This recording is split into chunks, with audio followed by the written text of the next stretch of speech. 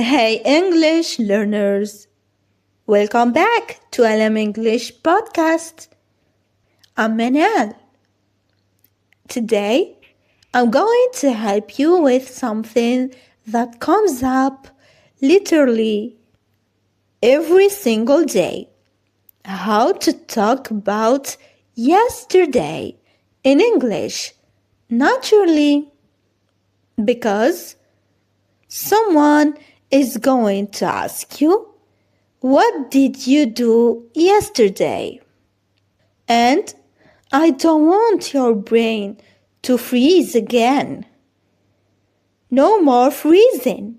So, if you enjoy learning with me in this calm, cozy way, please like this video, subscribe to LM English podcast, and share it with a friend who's also learning.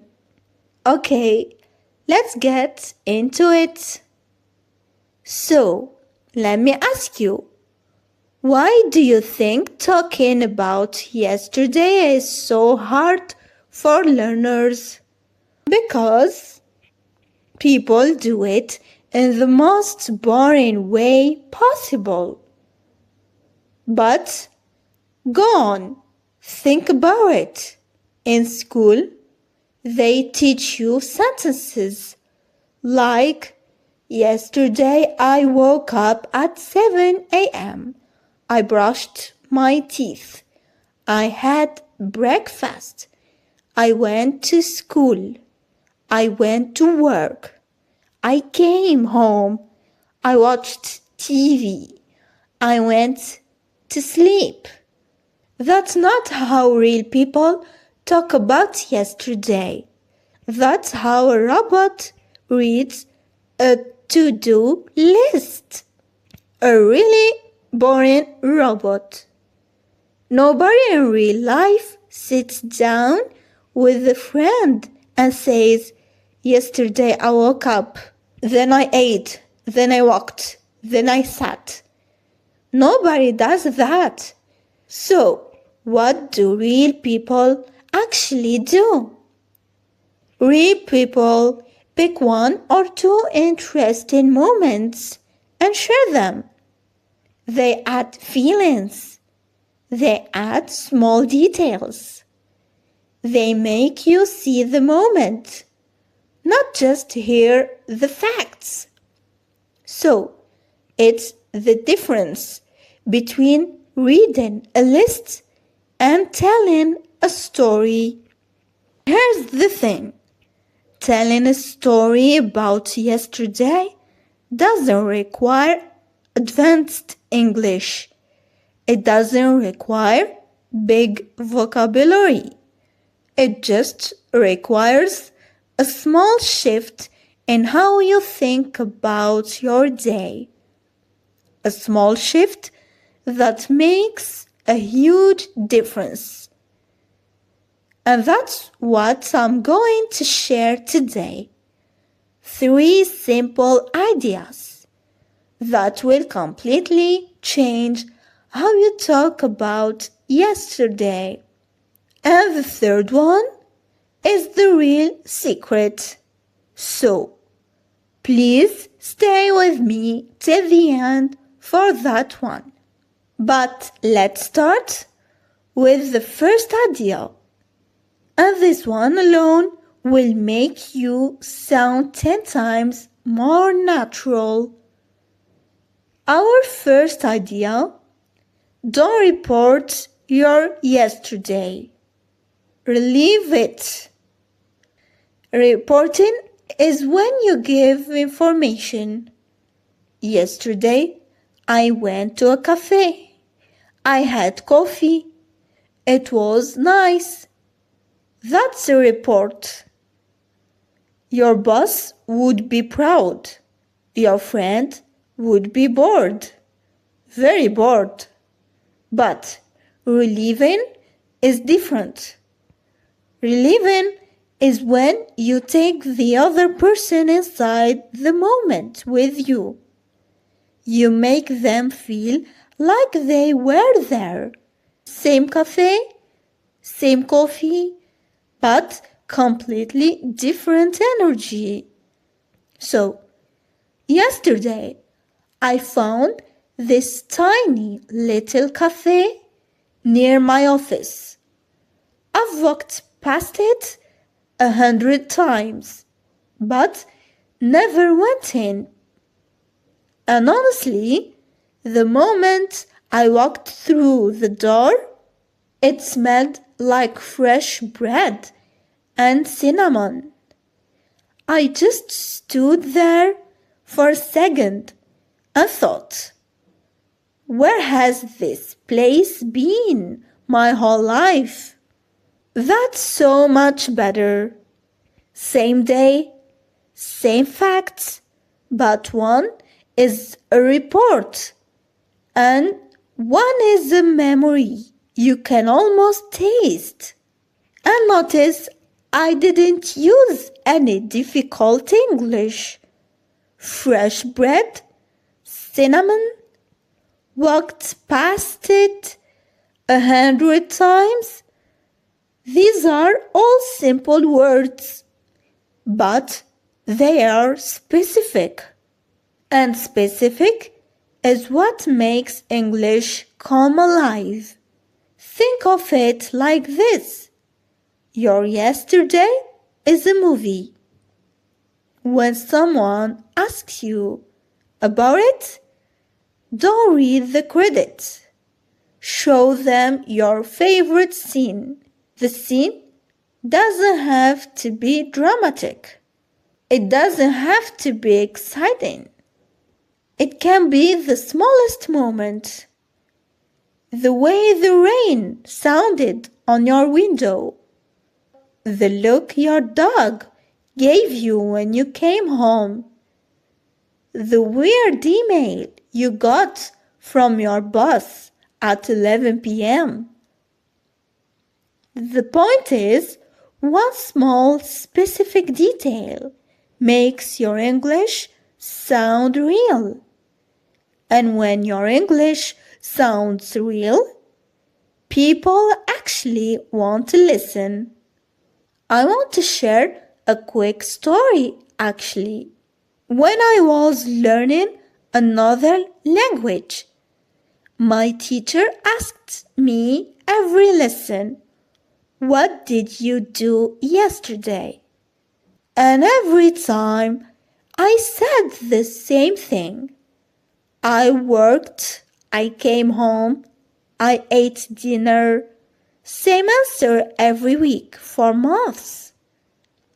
And one day, my teacher just looked at me and said, "Manal, did nothing interesting happen to you for 3 months?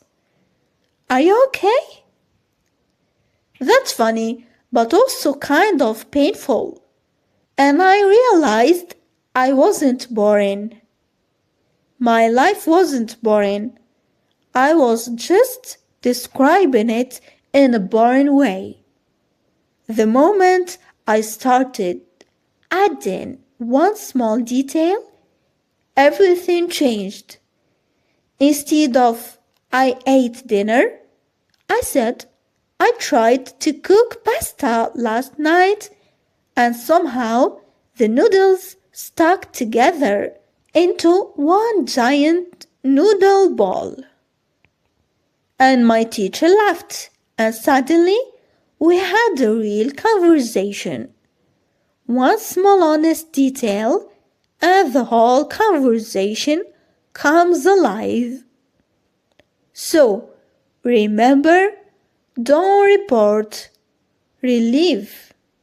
Pick one moment and let your listeners see it. That brings us to our second idea. And this one connects so beautifully to the first one. This one goes deeper.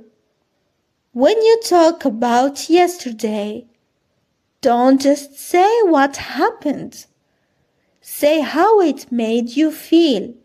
Yesterday, I had a meeting. How did that meeting make you feel? Were you nervous before it started? Were you relieved when it ended? Were you frustrated because your boss didn't listen to your idea? Those 3 sentences just painted 3 completely different days. Same meeting, 3 different feelings, 3 different stories. And the feeling is what the other person actually cares about. Nobody really wants to know that you had a meeting. They want to know how you felt in that meeting. Because feelings are where connection lives. When you share a feeling, you open a door. The other person thinks, I felt that too. And suddenly, you're not just exchanging information. You're sharing something human. And you don't need fancy feeling words to do this. Simple ones work perfectly. I felt nervous. I was so relieved. It made me a little sad. These are all simple, but they completely changed the conversation. But I also want to give you some slightly stronger words today, words that go beyond happy, sad, and tired. Because when you find the exact word for what you felt, it's like finding the perfect key for a lock. I want to be honest about something. For a long time, I only talked about my day using facts. I went here. I did this. I ate that. No feelings ever. Why? Because I thought feelings made me sound weak or too emotional. I thought real conversation was about information. Just tell people what happened and move on. I think a lot of people feel that way actually. When someone asks me about yesterday, I try to share at least one feeling. Not a big dramatic feeling, just a real one. Yesterday was actually pretty relaxing. I didn't do much, but honestly, I needed that. Or, yesterday was a little stressful. Work was non-stop. And by the evening, I just felt drained. And notice how natural that sounds. You're not performing. You're not trying to impress. You're just being honest. And that honesty is what makes people listen. So remember, idea number 2, don't just tell what happened. Tell how it felt. Even one feeling word can transform a boring answer into a real conversation. I know some of you are thinking, but my yesterday was boring. Nothing happened. I just went to work and came home. What can I possibly say? I think so many learners feel that way. And I want to tell you something. I truly believe there is no such thing as a boring day. There are only boring descriptions. Your day had moments in it. Small, quiet, maybe ordinary. But those moments had feelings. And those feelings had details. and those details are your story. I think the problem is that we compare ourselves to people on social media.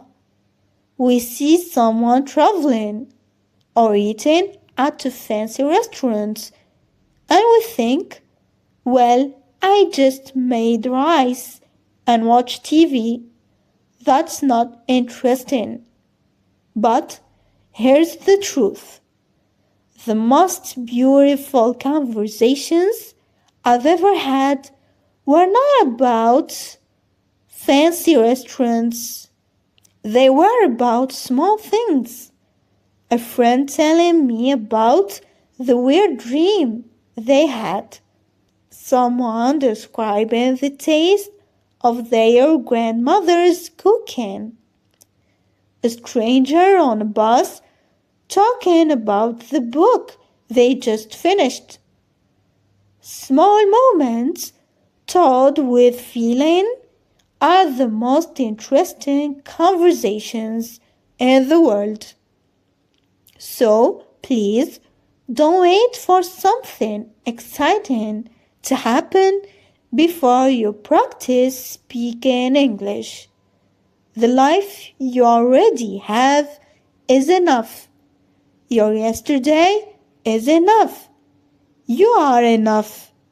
Now it's time for the third idea, the one we teased at the beginning, the secret weapon. And honestly, this one is so simple that when I tell you, you might think that's it. But trust me, this tiny shift changed everything. Okay, here it is.